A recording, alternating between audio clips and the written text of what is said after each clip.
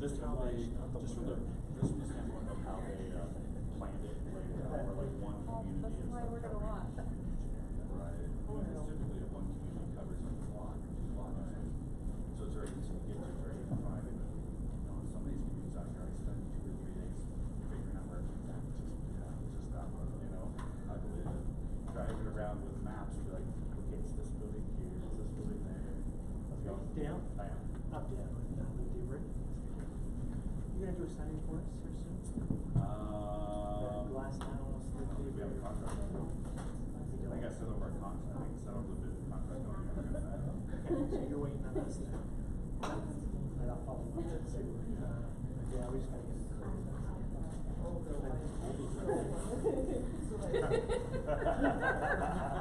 Your professional opinion. Well, I mean, it was built like as a showpiece to do 2 things, to showcase these big community protection maps. And then it's like, now what do we do with it? So it's like in his It doesn't, I backyard. mean, it's not good. They pulled me This back, makes it like patio. completely wasted, and it's got a weird layout. Isn't the floor like, multiple levels? It's got some work in there. Yeah, it's almost more even now. It's not like all that. It'll look like, yeah. But it just sits there like, Well, people will call me and like, oh, can we rent that out? No. no. And I was like, I know, rent the club. Yeah, people, I don't know why it's been more recent than people like call and ask. I keep getting that thing. Forever and ever and ever. We've been it like 3 times, like once each last 3 years. I was just standing underneath the table with a shadow. Just never do it. Which of course now they're gonna want it done right now, right? It's not gonna tell you. It's true. Another to do on your list. 2 hours from now. Yeah, I even have, it's funny because I have clients I have to tell them, because I've been 3 months out for like 2 years or more, like 3 years. I've told them, and I'll go to these meetings and be like, remember, 3 months out, Touch up makeup on my leg. My dress was like a at least 3 months before you leave. And they'll contact me like 4 weeks. Okay, we need to do 4 weeks. I'm like, we've been 3 months out. So I'll get started in 3 months. I already told you this. And then maybe I'll have a better report. Chairs, tables, the tablecloths, the decorations. I told you at the meeting, I told you when I sent you the bid, I told you when you asked me a question about the bid. I need to know now. For 3 months. That's great. Great stuff. You pull it together really nice. Well, I have no doubt. We have pictures from, we didn't get any of the actual day because everything went crazy. But we have some from Thanksgiving point that we had. Okay. Those. Where we officially started, because she's ready. Nope, you're. We're good whenever. I don't know if you want to give it a couple more minutes. Technically, we'll start whenever though. I don't need more.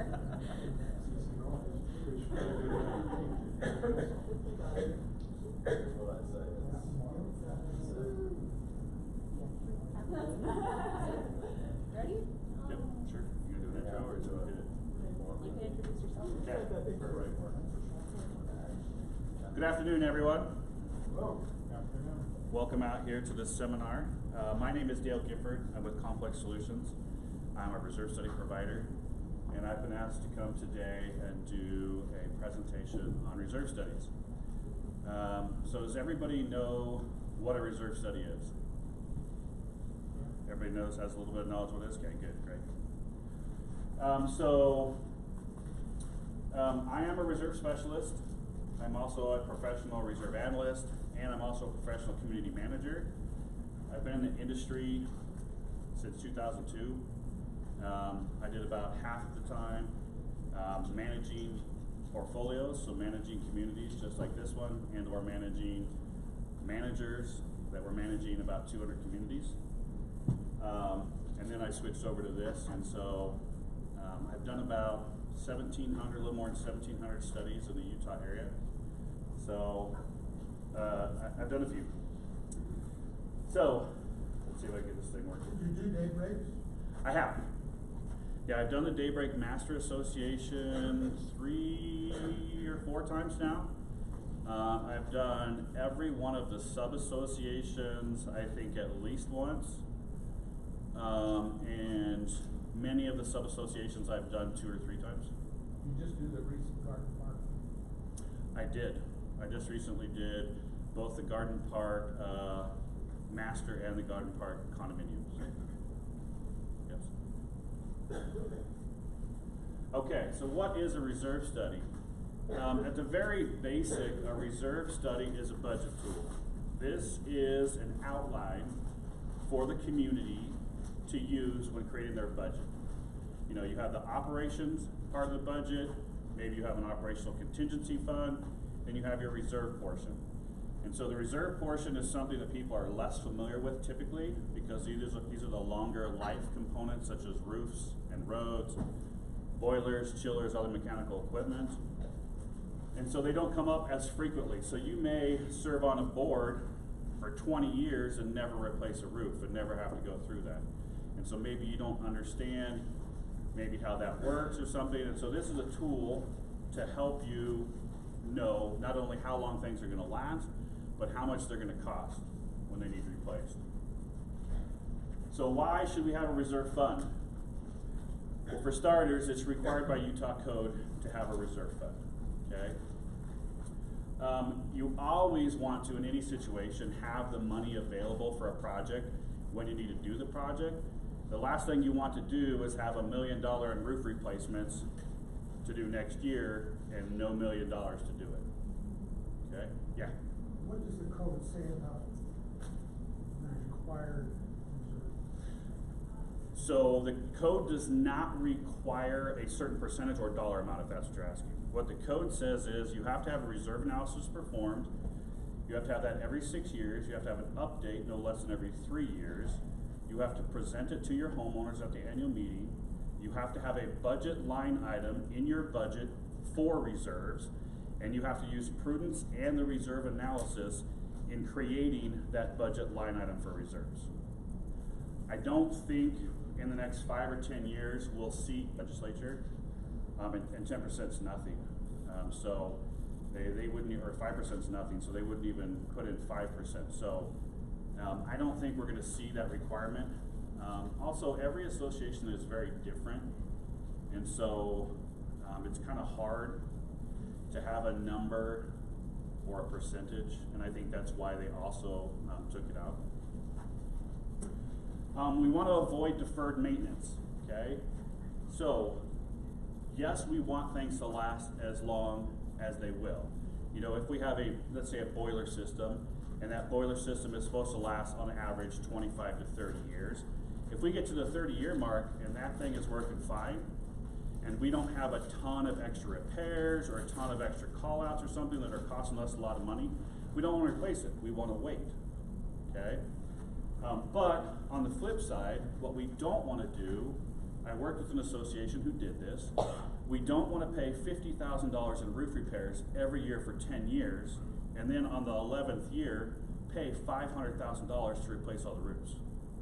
Because then you have deferred and you pay for it twice. We don't want that, okay? We want you to have that money when the project needs completed.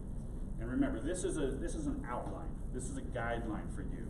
And so we're gonna have a lot of useful lives in there and say, hey, the typical asphalt shingle roof is gonna last you 20 to 25 years. But if you get to 25 years and the roofer says, hey, this roof's got 3 years left, wait 3 years. You know, if you're not having any leaks, you don't have any problems like that, then you wanna wait, okay? And that's why it's also important to have those updates, because in those updates we can readjust for that information. We want to avoid last minute dues increases.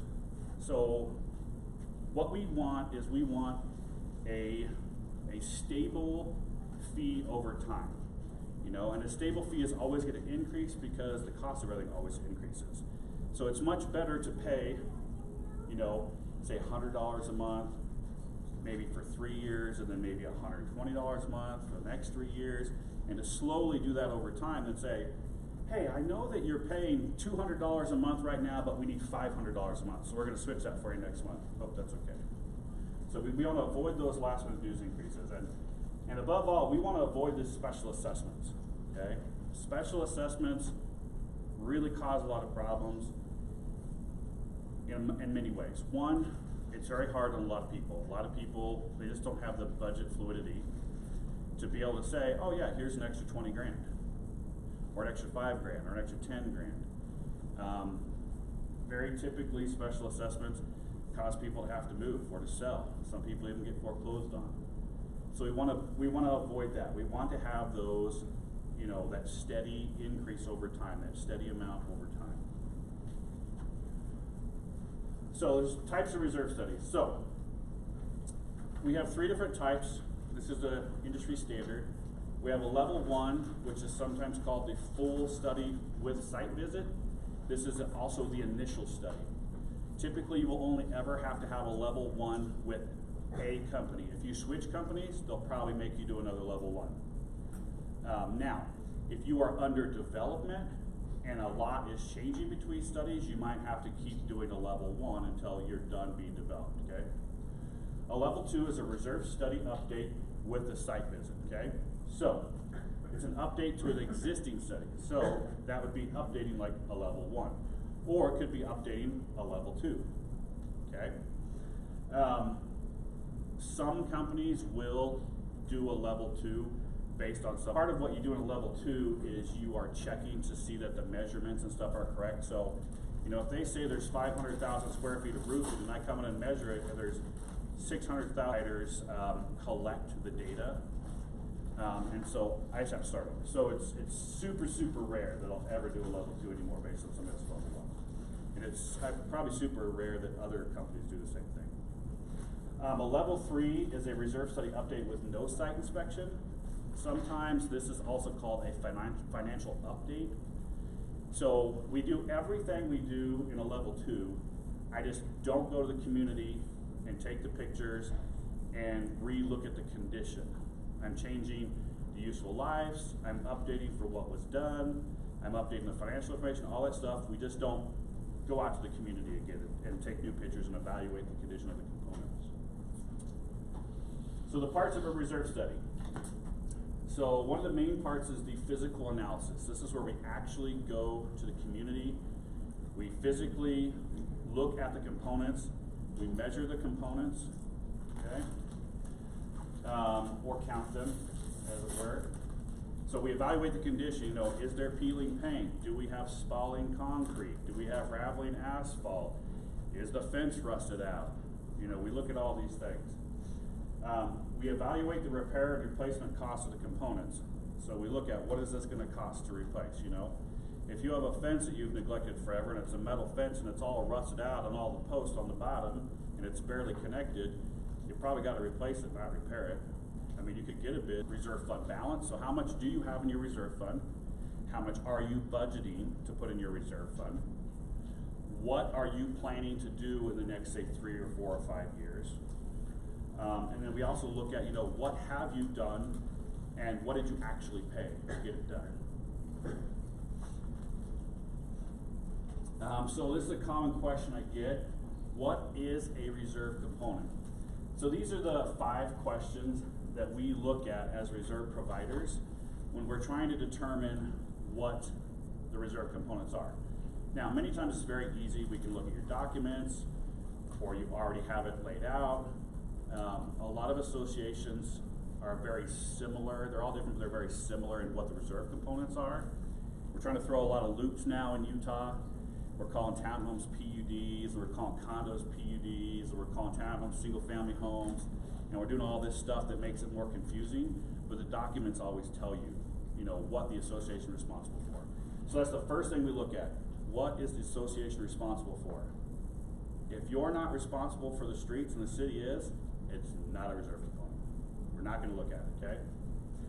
It has to have a limited useful life. We have to, so something like this storm drain system that has, say, 100+ year life, you know, is typically not a reserve component because, one, it doesn't really have a limited useful life. And I usually start around $1,000. Each association is different. I work with some associations where their threshold is anything under $20,000 we do out of reserve, or out of operating. You know, I have one that they do everything from operating except for the roofs. So that's their threshold. Their threshold is like $150,000 or something like that. Typically, there's a threshold somewhere in the $1,000 to $5,000 range, just depending on the size of the community. And it's pretty much based on how you're actually doing things, okay? A lot of people don't know how they're actually doing things, so I just started for them. Yes, sir. Where would sprinkler systems fall in? Would that be something that's continually repaired or? So that pipe, depending on what type of pipe, has a 50, 75, 100-year life, right? But we don't really know how long it's gonna last. We can't predict. So, was it bad soil? Is it moving soil? Is it rocky soil? Was it compacted properly? And then again, it's very rare you replace an entire system. So, now go back to a community that was built like in the 60s, up inside of it, and in situations like that, they will. They have so many problems, there's no flow, and so they'll just cut the heads off and relay a new system. But that's more rare. These newer PVC systems, they last a really long time. And if they have a problem, a leak or something, they dig up that one spot. So typically when it comes with irrigation systems, you replace valves and heads and controllers, and you do brakes as an operating expense. And what we do is we'll budget, like say every 20 years or something, just a chunk of money, an allowance we call it, for larger projects to come up. Maybe you have an entire section that goes bad for some reason, you gotta replace an entire section, you know. But typically, yeah, it's not a reserve expense because we're not gonna replace the whole thing.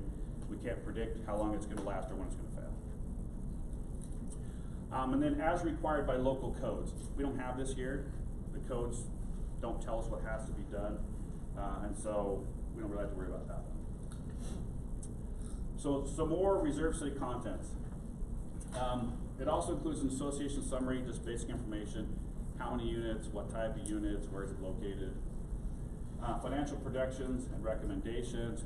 We put a bunch of graphs in there that say, hey, look, your roofs are 50% of all the money you're gonna spend over the next 30 years, but your sidewalks are only 5%, okay? So all that sort of stuff, to give you an idea of what you should really be paying more attention to, because if something's gonna cost you 50%, I mean, that could skyrocket if you neglect it. A component inventory, so we give you an inventory of the components. A lot of times this inventory includes things that aren't reserve components, okay? Maybe the mailboxes are the postal service responsibility, but we include them when we put a note. This is not a responsibility of the association, because we always get homeowners like, well, what about the mailboxes? Or what about this? Or what about that? And so in those instances, a lot of times we want to have those things in there so that if people have those questions, they can look at the study and have those questions answered. We include sources of information. Where do we get our information? Okay, so typically our information is from the client, from local contractors, actual bids, actual estimates, actual invoices. A description of the level of service, so like we talked about earlier, level 1, 2, or 3, and what we're going to provide with that level, and then a ton of disclosures that cover everybody's butt. Association summary, I kind of went over that already, skip that. So, financial projections and recommendations. So, the two most important pieces of information we're going to give you in this entire study, which is typically somewhere between 60 and 200 pages long, okay, is the ideal reserve fund balance. This number is what you should already have in your reserve fund, okay? And then the recommended reserve fund contribution. This is what we recommend you put in your reserve fund every month. Now remember, this is a fluid fund. You may put in $20,000 one month, but spend $300,000. That's fine. It's a fluid fund. It's not a rainy day fund. It's not a sit there and build up fund. It's a, we're using it when we need to use it for reserve items fund. We're also going to give you kind of a rough barometer of how you stand financially. This percent funded. This is not the overall number that you need to base everything off of. You need to look at the whole health of the community. But we do, yes sir? The recommended reserve fund contribution, is that a theoretical number assuming that you're already at the ideal rate, or does that include income? Try to get to ideal. So the recommended reserve fund contribution takes where you are currently at and gets, in my reports, gets you to 100% funded in 30 years. So it does have makeup built in? Yes, it has makeup built in. It also has inflation built in, and it has interest on investments built in, and some other stuff like that. And when you say your reports do that, not everybody do? No, some people, they just either randomly pick a number or let the computer pick a number, and they just give you a report that has a line on it, and it says, do this. And then you say, oh, why does your line not go to 100? It goes to, like, it looks like 87.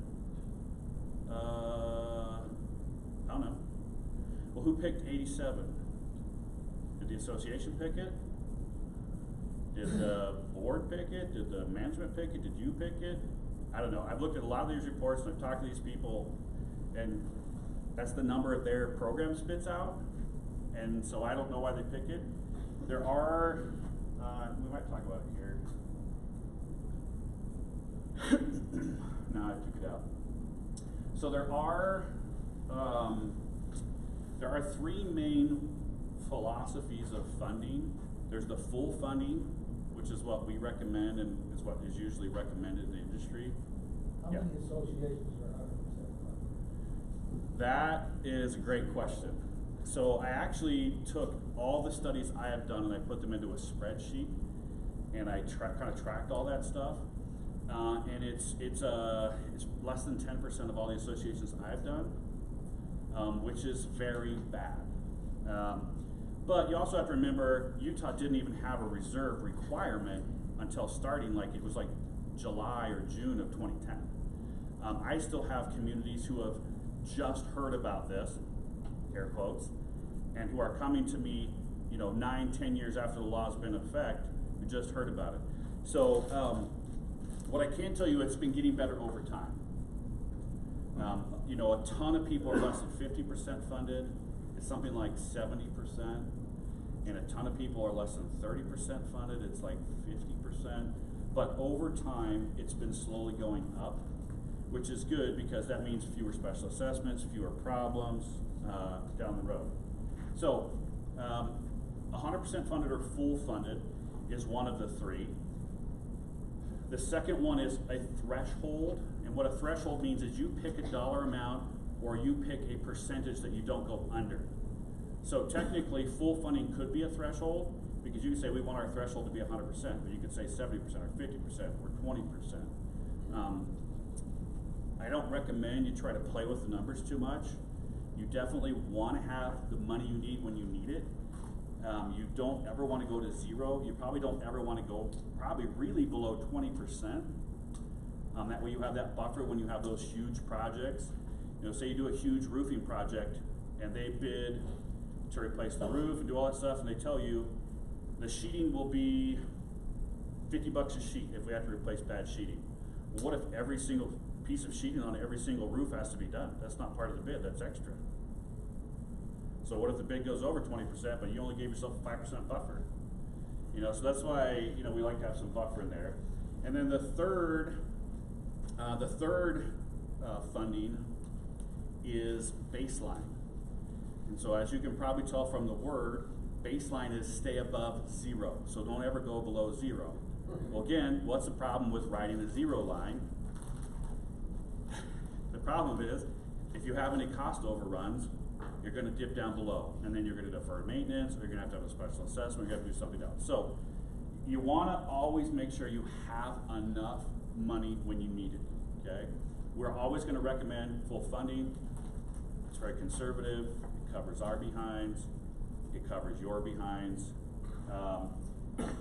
The problem is that with so many communities that haven't done any reserve planning, except for maybe in the last 10 years or 5 years, some people are really far behind, and so it's going to take a while to get there. So, yes, sir.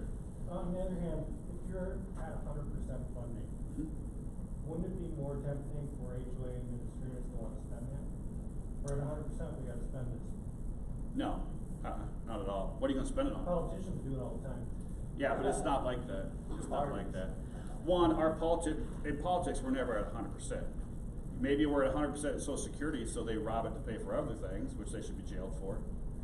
But it's never truly there. So let's say you live in an association that doesn't have a pool, doesn't have a clubhouse, and let's say you're sitting at 100% funded, let's say you have $500,000 in there. And you're like, hey, a pool is gonna cost us $150 grand, and we could build a small clubhouse for $300 grand, that's $450. We have $500,000 just sitting there doing nothing. Let's do this, let's do this. Well, guess what? It's not a reserve expense, and that money is for reserve expenses only. So you would have to get, excuse me, that's called a capital improvement, okay? So you are adding something new. You are not maintaining what is there. And so you would have to go through a different process. And you would have to get all the owners to vote to do that. It's probably gonna be like 67 or 75% of the owners to do that. And then you could do something like that, but then, let's say you do that and you spend that 500 grand. And 5 years later, you need to replace the roofs for 500 grand. Doesn't make sense. So I'm just not seeing it. The only exception are gonna be associations where, say their only component was 10 miles of road, and they got the city to take it over, or they got the county to take it over, and now they don't have a component, and now they have a large chunk of money sitting here doing nothing, then they might spend it on something else, because now it's no longer reserve money because they don't have a reserve to take care of. Yes, sir? Well, it could allow you to lower your HOA. Yeah, in that one situation, yes, in that one situation, they would also need to readjust, because if their fees were set to maintain that 10 miles of road, and now it's no longer their responsibility, they would need to, otherwise they'd be bringing in too much money still. Yep, exactly. Okay, so where are we at? Projected reserve expenses. So what we do is we give you a 30-year list that tells you these projects need to be done approximately in this year, and they will cost approximately this much, okay? So like I said, roofs are like 25 years. Siding, the hardy board siding, you should be painting like every 8 to 10 years. Maybe you're painting your doors every 8 years. You know, maybe your asphalt needs some sort of major rehab like an overlay or a rotomill and replace every 30 years. Maybe you've got to seal your asphalt every 5 years, you know? So that's all gonna be in that 30 years, and that every 5-year asphalt seal is gonna reoccur every 5 years in there. And so that's what this projected reserve expense is.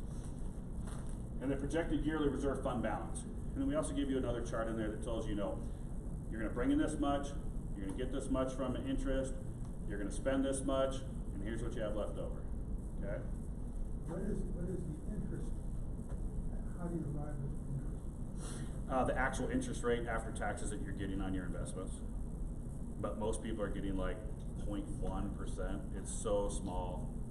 So small. I remember, gosh, like in 2007, the best association I worked with, they had laddered CDs, and they were getting like 3.5% or 4%. And that same association that had all those laddered CDs, I actually did their reserve study again, like 2 years ago, and it just blows my mind because they laddered all those CDs, and so they're still getting those percentages, you know? And so they're like one of the only associations I work with that's getting something more than like, 0.1% or something, or 1%, yeah. Yes, sir? So, some states do have an amount in their state law saying how much their reserve has to be, what percentage of it. Mm-hmm. So some states, so I don't know of any state that requires a certain dollar amount or a certain percentage. I know some states have in their wording that you have to have an adequate reserve fund. And case law has told us in those states that an adequate reserve fund has been determined to be 70% funded or greater. Is that what you're asking? Well, yeah, kind of. Just the fact that some states do have in laws that govern homeowners associations, they do have something in there about reserve studies. Utah does not. No, I think California and Nevada do. California does. At some point, do I think Utah will? I don't think in the next 5 or 10 years. This state is entirely controlled by mortgage companies, by real estate companies, by bankers, and by developers and builders. And all of those people feel that if you put in a requirement, it will hurt home sales, and they don't want to hurt home sales. And they also think that if you put in a requirement, then they will have to budget more, which means people will have to pre-qualify for more because their fees will be initially higher, and that will in turn hurt home sales. But what we know in the industry is that if everybody is doing those things, then everybody's on a level playing field, so it doesn't matter, and everybody's in a healthier financial position. You'll have fewer special assessments, which means fewer foreclosures, which means fewer lawsuits, because special assessments almost always cause a lawsuit. And then, can you imagine, you need $500,000 to do the roof, and then some owner sues you, and you spend $50,000 in court, and now you still need $500,000 for the roofs, and you just wasted $50,000. So, yeah. Okay, so how do we calculate the ideal balance? So remember earlier I told you the two most important pieces of information. Where was it? In here somewhere. Was the ideal reserve fund balance, okay, and how much you need to save every month. So how do we calculate the ideal balance? Okay, so it's very simple. We look at what is the useful life of the component. So we're going to use roofs here. Asphalt shingle roof, a standard asphalt shingle roof, okay? 25 years. And let's say in this community, it's going to cost them $100,000 to replace their roofs, okay? So they need to save, and this is how the whole report is based, okay? They need to save $4,000 per year in order to have $100,000 in 25 years. So then we look at how old is that roof? Well, it's 10 years old. So if they're supposed to save $4,000 per year and the roof is 10 years old, they should already have $40,000 in their reserve fund, okay? So this is the ideal balance for this one component. Take all the components together, ideal balance for the entire community, okay? So we take every one of those components, we take what that component should already have in the bank based on per year, and we get that total. And that's where we get the number from. I'll make it up right there.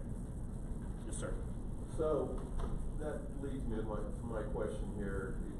When you're talking about your report, you break the various capital assets that you're analyzing in terms of what you should have for reserves for.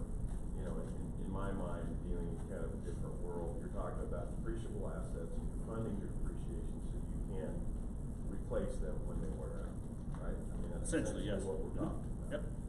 So you're talking here about you're going to have different assets with different useful lives. Correct.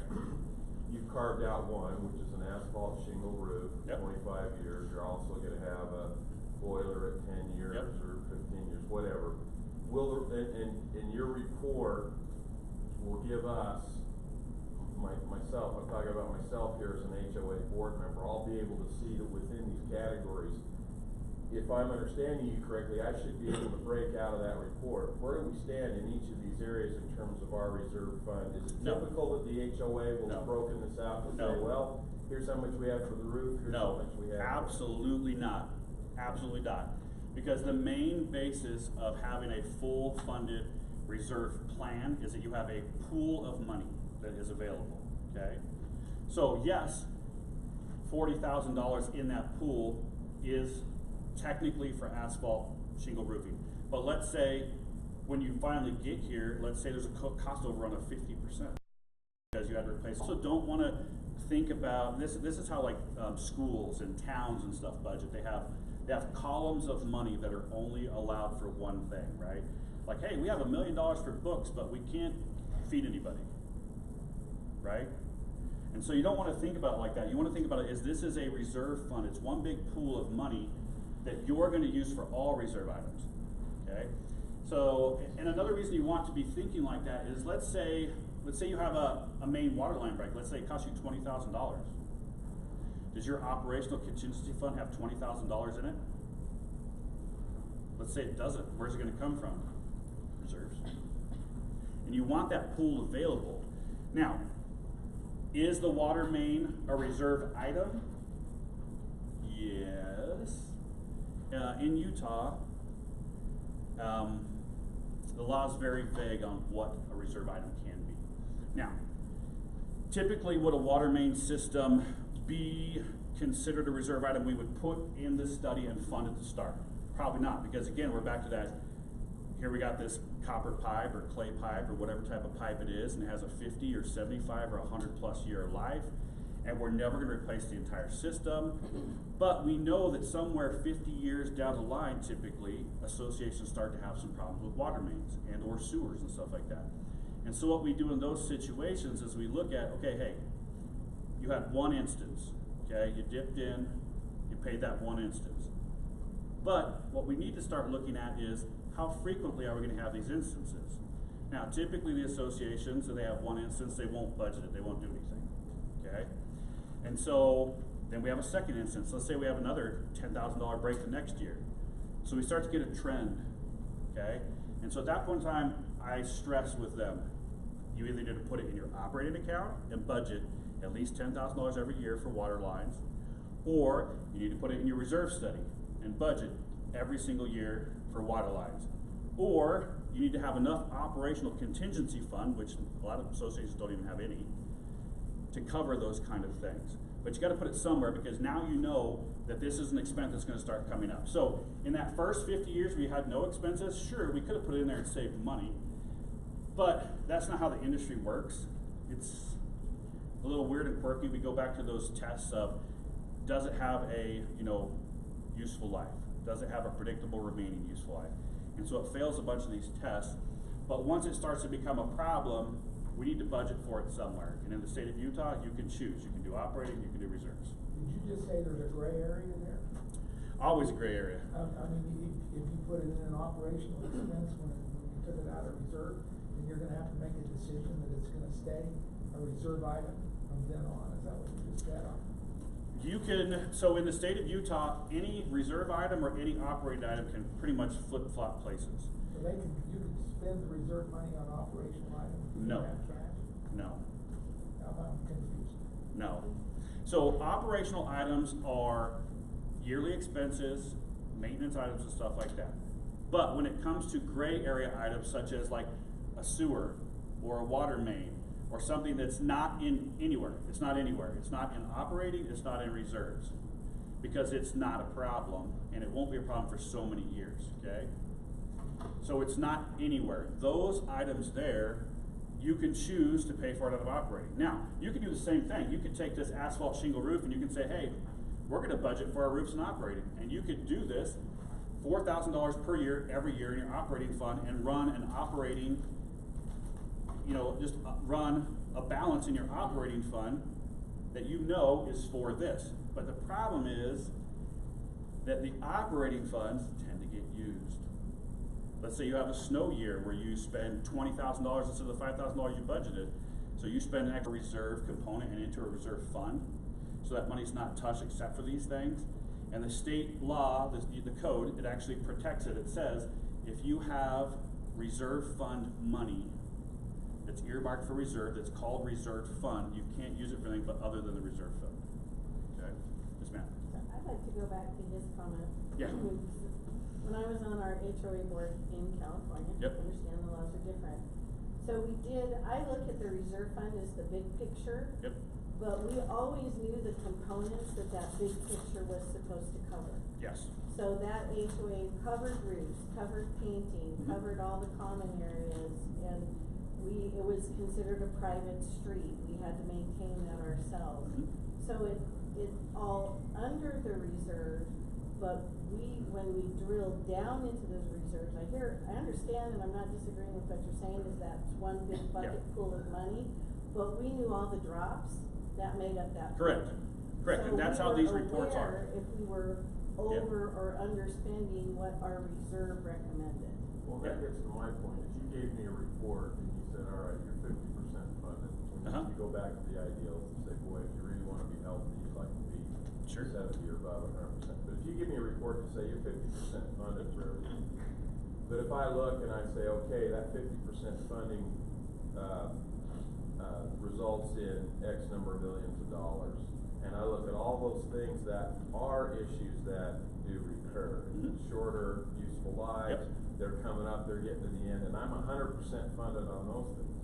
Granted, I know we wanna go to the ideal funding, 100%, but as a board member, having to make a decision about do we increase fees for homeowners, I'm gonna look at that and the pace where we're gonna get at that 100% a little differently than if you showed me a report where we're 50% funded and we're way under on these shorter items. I'm gonna wanna get there a lot faster. That's all I was saying. I know it's all. Yeah, so I actually have a graph in my report, and it will show you, say you're 50% funded, so you have this $500,000, let's say.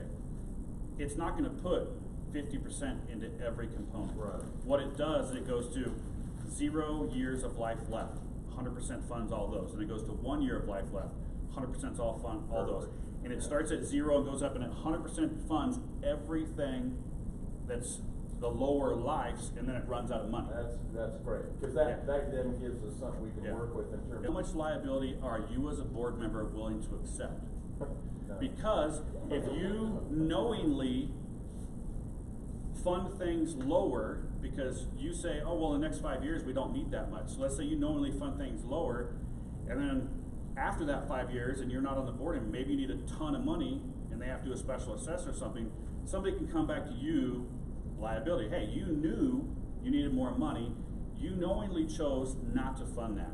And we're starting to see some of these lawsuits and stuff come in where people are suing the board because, to be honest, the board failed in their fiduciary responsibility, which is to properly maintain the association. That's my to whole have point. have enough funds, period, to make sure they can pay for everything and to maintain property values. Fiduciary responsibility and all that discussion needs to be in the minutes of meetings of why we. And that's why it's so important for these brand new communities to start off on the right foot. Because if you start right, it's very easy to maintain over time. But when you come into a community that's 30 years old and they're $1 million behind, it's very hard to catch up. And most of those associations, we're projecting to get them there in 30 years. We're not projecting to get them there in a year or 2 years, but in 30 years. And it really depends on, what projects they have coming up. A lot of associations I work with, they have a huge project coming up in the next 5 years, and so they really have to do a special assessment, or they have to do a wicked dues increase, like say go from $250 a month to like $1,250 a month per owner, and then in 5 years they could drop back down to $250, which is essentially a special assessment, right? Except for they let you pay it over 5 years. And so fund them 100%. One, as a developer, you decrease your liability. You decrease your risk of lawsuits, because I guarantee you leave them with 25% funded, they're going to sue you. And you're going to spend money. And so I've actually been on the phone with developers, and they're like, yeah, but a lawsuit's only going to cost $50,000, and they might win, but you're saying I have to put $500,000 in there.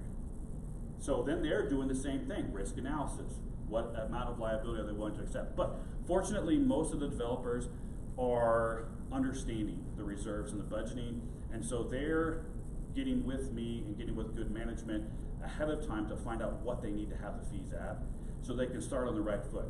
Because if they start on the right foot, they can have all that money there and not have any out of their pocket. They can get it in closing and stuff like that. Yes, sir. So in new development, when does the law require that first reserve study? During the period of declarant control, they are not required to have a reserve study. They are required to maintain the community and leave an adequate amount of money for future maintenance. That's what the case law has said. Homeowners, that's when the study has to be done, is that what you said? According to the law, the developer doesn't have to. So if your developer is doing it before it's been turned over from the period of declarant control, then they're ahead of the ball. They're doing a favor. So you're saying first reserve study is after According to the law, during the period of declarant control, they do not have to have a reserve study. So if the developer is still in control, they don't have to have one. So And what unless is the that? homeowners get together themselves and get somebody to do a reserve study. But what you don't is even the know how amount? much should be What in is it. declarant control? 25%, 30%, 50%? Everyone's 75%? different. Everyone's different. Some of them say 75% build out. Some say 50% build out. Some say like 50% build out, or January 1, 2022, whatever it says in the governing documents. And so they know developers, during their period of control, which is very important, don't have to have a reserve study, but a lot of them are getting them because they need that information. That's part of the scam of living in Utah. That's Builders don't have to do anything. and that's what the industry and the community association industry in general No, we don't have to. has to work with, you know, and we're slowly, I'm also a member of the Legislative Action Committee for the Community Associations Institute, and we're slowly working with, you know, legislatures and stuff. Hey, you know, we understand you're concerned on this issue. Let us help you know what is good for the associations, which means what's good for your constituents and stuff. So did I answer all the questions? So it sounds like it would make sense for the homeowners themselves to get together and. They don't have a power. Done a few months before term. We don't get to. They don't have a power to. They could hire me to do that, Yeah. and I would do that for them. But much better is for them to convince the developer to do it. That way, the developer gets the information, the developer has the information, so they can make an informed choice, instead of you coming in as an antagonist against the developer and waving a paper and saying, look, you're doing it wrong, because it's gonna be much easier and better if it's them getting the information and making decisions than somebody trying to pressure them. So I would work with your developer, work with the management company during the development period to get them to do it. Okay. So that's how we calculate the ideal balance. What else do we have in here? Are we on time? About 10 minutes, okay, perfect. Okay, so back to what do we have in the reserve study? We have a component inventory. So we are going to have a single page in our study for every component. It's going to describe the component and list the quantity of the component. So maybe you have 115 streetlights. Okay, so we're going to say 115 streetlights. We're going to have some pictures. We're going to tell you that streetlight fixture lasts approximately 20 years. We're going to tell you it's been there for 10 years, so you have 10 years of life left. And then we're going to tell you currently the replacement cost on a fixture like that is roughly $1,000 to $2,000 or whatever it is. Okay. Where do you get your costs from? Like your estimates for roofs? Perfect question. Where does Dale get his cost? Get his pricing. Okay, so this comes up all the time.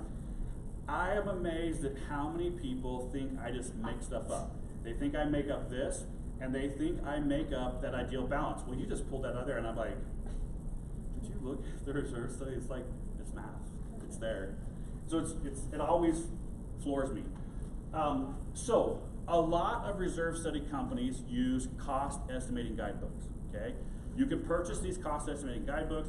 I could purchase one right now. I think it'll be based off maybe the 2018 year, maybe the 2017 year.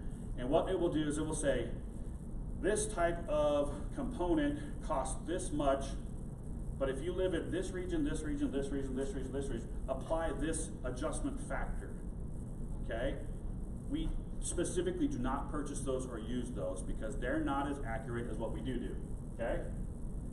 We use actual financial information from the client. Let's say you just painted your community and it cost $100,000. Well, I'm going to put in there, you just spent $100,000, so the price is $100,000. Okay? Or I could go to the guidebook and the guidebook says, well, you should have only spent $85,000. Doesn't make sense to put in there. Or maybe the guidebook says you should have spent $115,000. So we're going to use what actual information we have from the client. Okay? Now, a lot of times clients new community, we don't have any information yet, but I have other clients who have actually just done these things. And so we use actual bids and estimates for Utah jobs. Okay? We use actual invoices for Utah jobs. And we use estimates from local companies. So I work with a lot of clients. So people have just replaced their roofs, they've just painted their doors, they've just painted their buildings, they've just replastered their pool, they've just done all these things. And I have all that information. And I use that information for other communities. And that's where we get our information, the actual money people are spending on the ground in Utah. Not what they're spending on the ground in California adjusted to what they think the Utah cost variation is. So okay? How do you then adjust that for your roofing? You know Sorry? what it costs now. Yes. What do you So do? we work at an inflation factor. So the building cost index, the average inflation increase of the building cost index for the last 20 to 30 years is 3%. So I use 3% because it's a 30-year report. Now, if we look at like 15 years, it drops down to like something like 2.1 or maybe 1.9. And if we look at other smaller variation, it gets all wonky and all over the place. Sometimes it's even negative. And so I'll sometimes get a board member who will argue with me, well, the cost of inflation last year was negative 2%, and you have 3%, so that doesn't make sense. I'm like, well, I'm not selling milk or gasoline. So this is what we're doing. Plus, that's pretty standard over a longer period of time, and they also regionally adjust those inflation factors. And you want that because that is helping buffer, okay? So as we update that study every 3 years, you know, we update those costs, we update that stuff. And you know, maybe it does take a weird dive and inflation goes way down for a long period of time. Well, then we'll adjust it. But until then, we're going to use 3% or roughly 3%, because that's what it's been historically for the 20 to 30 year period. So that's where I get my pricing. We have a reserve study now. What do we do? Well, you got to determine, like we were kind of talking about earlier, you got to determine what your risk management, what your liability is. Do you want to be 100%? Is it possible in your community? I mean, if you're doing $100 a month and you need to go to $1,000 a month, you know, it might not be possible in your tenure as a board member. What I always recommend board members do is shoot for 100%, because the association's always going to bring you back. The members are always going to bring you back because they're not looking at the big picture. Shoot for 100%, because I get all the time I get, well, let's just shoot for 50%. Yeah, if you shoot for 50%, maybe you only get 25. Maybe you only get 10. Shoot for the whole thing. That way, one, you're legally covered when it goes to court, if it goes to court. You can say, Your Honor, hey, we tried to put in this funding to get us to where we need to be. The owner said no. So I don't know why I'm being personally sued, because I did my job, okay? So you got to determine what your funding goal is. You know, maybe you're an association that has no expensive projects, and maybe you can ride a 20% line and you don't ever have any dips, really.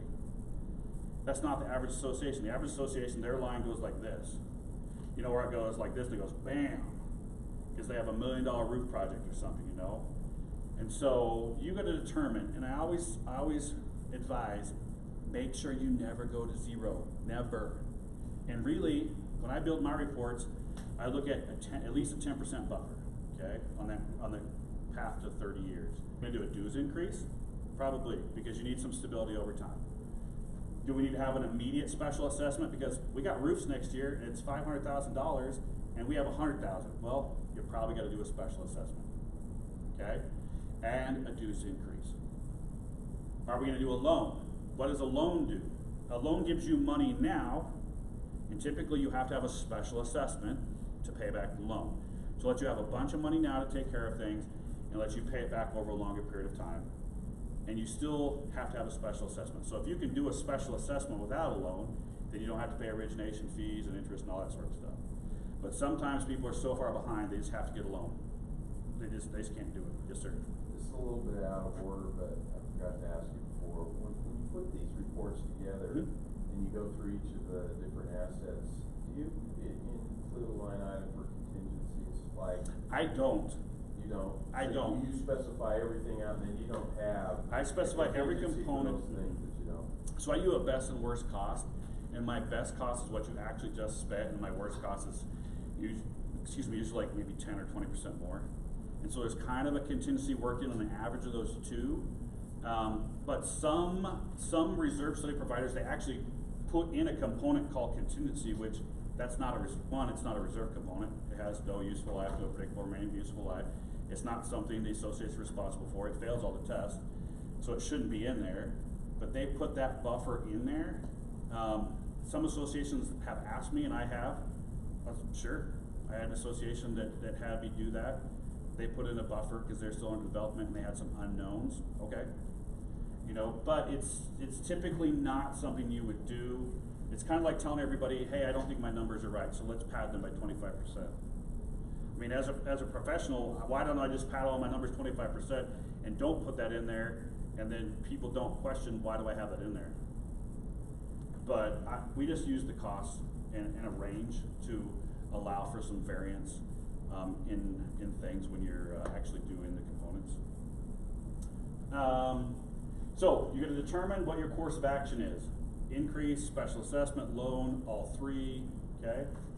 Create and adopt a policy as a board. This is in a board meeting, not the homeowners. So the board says, hey, we're $500,000 behind.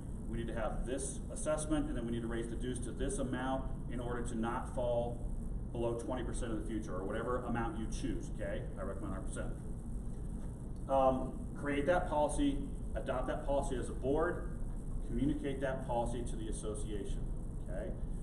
If the association wants to push back, they have the right, they have that under the law. Let them do that, okay? You as board members need to cover yourself for your fiduciary responsibility, and that is the best situation, or one of the best situations for the association financially. So you're doing multiple things. You're helping yourself, you're helping the association, you're covering yourself. But we all know, I mean, I deal with many associations that, I mean, they're wasting so much money, like say on roof repairs, and they cannot get the owners. Like that, one of the first examples I gave you, they're spending $50,000 a year to repair roofs. They did that for 10 years before I became their manager and said, this is ludicrous. You need to have a special assessment and replace the roofs, because you are hemorrhaging money. Things that can happen after that, but you just gotta push forward from there. You know, hopefully there's not too much resistance. We know there'll be some. If there's not, it's probably Groundhog Day, go back to bed.